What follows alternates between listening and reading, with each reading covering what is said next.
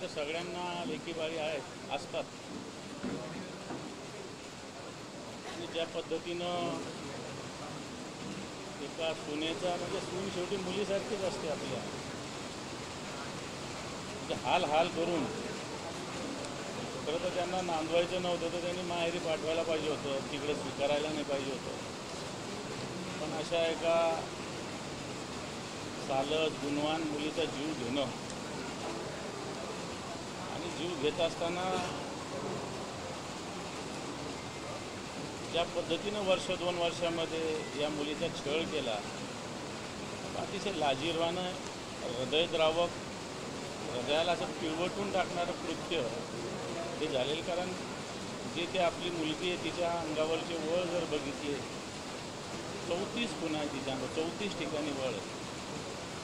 आणि हा केलेला खून आहे, हा मर्डर आहे. हा पोलीस कोणी काही म्हणत असेल तर सगळ्यात झूट वाटत आहे. संपूर्णपणे या हगवणे कुटुंबियांनी आणि त्यांचे ते कोण चव्हाण बिव्हाण या सगळ्यांनी मिळून केलेला हा खून आहे. कारण त्याच्या आधीसुद्धा त्याच्या धमक्या आलेल्या आहे, वेगवेगळ्या गोष्टी आलेल्या आहेत. आणि त्याच्यामुळं मला असं वाटतं हा पूर्णपणे खून संघटित पद्धतीनं केलेला खून, एका व्यक्तीनं, सासऱ्यांनी किंवा नवऱ्यानी किंवा नंदनी सगळ्यांनी मिळून केला. तर अशा लोकांना सगळ्यात आधी मोका लावला पाहिजे.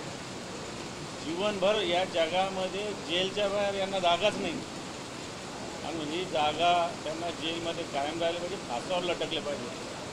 अशा प्रकारची भूमिका मला वाटतं एक पब्लिक क्राईम म्हणता येईल याला, जनतेची आहे, सगळ्यांची आहे आणि आमची सुद्धा आहे.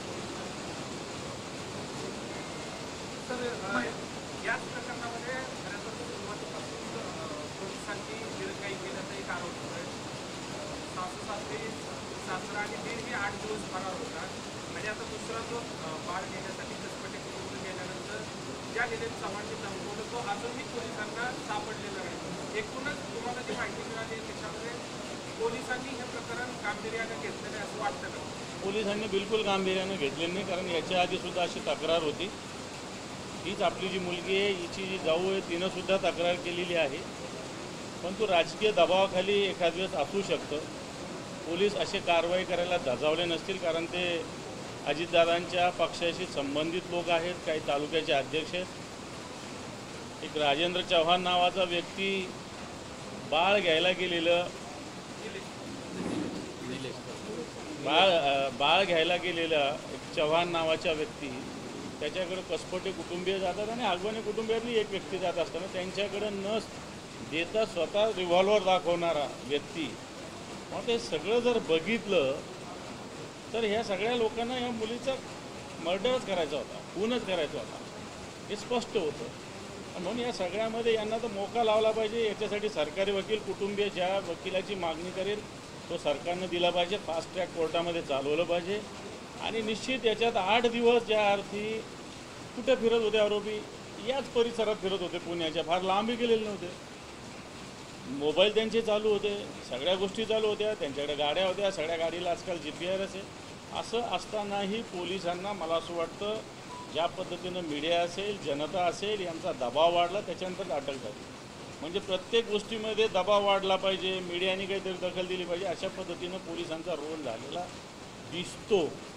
आणि निश्चित पोलिसांनी याच्यात काही जर मला असं वाटतं तपासात कुठे बारकावे जरी सोडले तर आम्हालाही ते आहे, आम्हीसुद्धा याच्यात लिगल बाजू या कुटुंबियाची घेऊ आणि या हगवणे कुटुंबियाला फासावर लटकवण्याच्या भूमिकेत आमचासुद्धा हातभार आहे. सर याच संबंधित प्रश्न की हायकोर्टाने राज्य महिला आयोगावर ही ताशेरे होते आहे.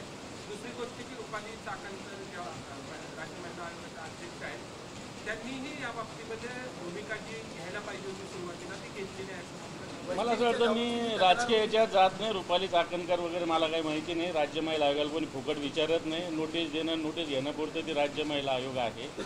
राज्य महिला आयोगाने एखाद्या महिलावर अन्याय करणाऱ्यावर कारवाई केलेली दाखवून द्या फक्त. असं कुठंच झालेलं नाही आहे.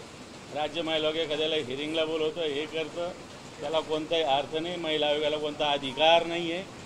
फक्त आपलं जाणं, भेट देणं, एखाद्याला हे करणं एवढंच महिला आयोग करतं. तर मला असं वाटतं मी ते महिला आयोग काय करणार मला माहिती नाही. पोलिसांनी याच्यात योग्य भूमिका निभवावी एवढंच माझं म्हणणं. सर एक वेगळा प्रश्न आहे, खरं तर ही जागा नाही. मुंबईमध्ये पहिल्याच पावसामध्ये मुंबई तुंबलेली आहे, मेट्रो स्टेशनमध्ये पाणी शिरलेलं आहे, काय सांगाल तुम्ही? नाही, मला असं वाटतं आपण याविषयी एवढंच इथं बोलू, बाकी विषय दुसरीकडे बोलू.